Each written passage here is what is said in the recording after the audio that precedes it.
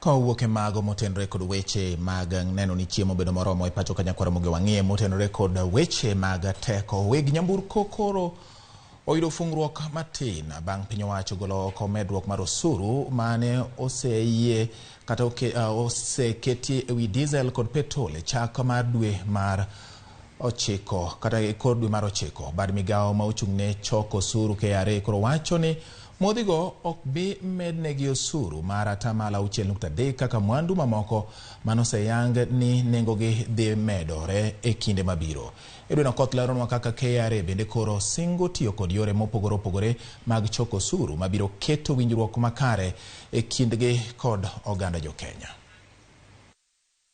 Bang' piny owacho wito oko kony manyocha jopiny yudo ewi nengo mar diesel kod petrol ma osebet kaidho, nengo modhigo koro ne ochomo medruok kendo kane dhi mednegi osuru kod 6.3%. Bad migawo mochung'ne choko osuru e pacho ka KRA koro wacho ni modhi mag nyamburko kod mauta mar taya ok mi mednegi osuru no. Okang' ma koro reso weg nyamburko e medruok e nengono mane osemienjo dweni. It will affect excisable products other than petroleum products. So all the other excisable products, we will make that adjustment. The only category we are going to leave out are petroleum products because of the currently very high prices of fuel.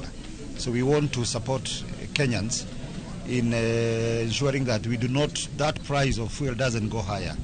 But for the other products, we have made that adjustment. It is by a requirement of the law.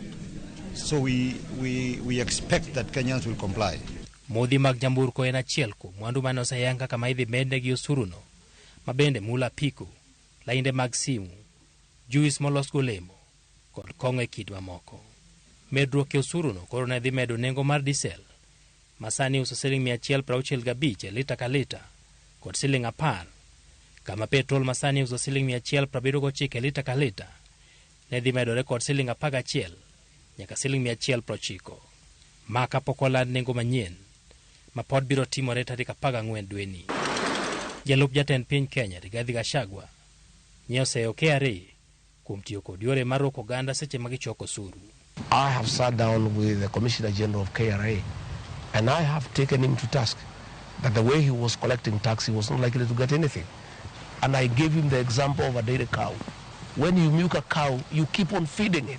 You keep on making it happy. Even in Europe, they play country music to cows when you are milking them so that they can give you milk. But what they were doing with the cow was pricking it and punishing it. Bad migawo masani yango chakruok mar dwe makende mar jochul osuru matimore higa ka higa koro wacho ni giseketo chenro makare mar neno ni KRA biro choko osuru e yo mamuol ma ok giroko jok ma gichoko osuru kuomgi. About 90% of our taxes come through voluntary compliance. Those are people who we don't need to go for. They know their obligations, they come forward and pay their taxes. It is the 10% who some of them may not be paying their taxes because they of lack of information or lack of knowledge. Those ones we engage through education. There are those probably who are facing financial difficulties. They are not paying their obligations. We want to engage those ones in a more friendlier manner so that if they accept their obligations and they are not able to pay it entirely, then we can agree on what we call a settlement plan.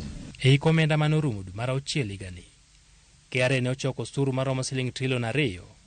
Omenda ma igeno ni biro chopo Sh6 trillion ei komenda machakore dwe mar 6 mar higa mar 2023. Geno koro en mana ni nengo mag modhi nyamburko ma idhi land tarik 14 dweni ok bi medo pek mar ngima ne oganda masani koro oseidho e rang'iny mamalo mogik ka opim kod thuolo moingo higni 5 mosekalo. Edwin Okoth, Ramogi TV, Nairobi.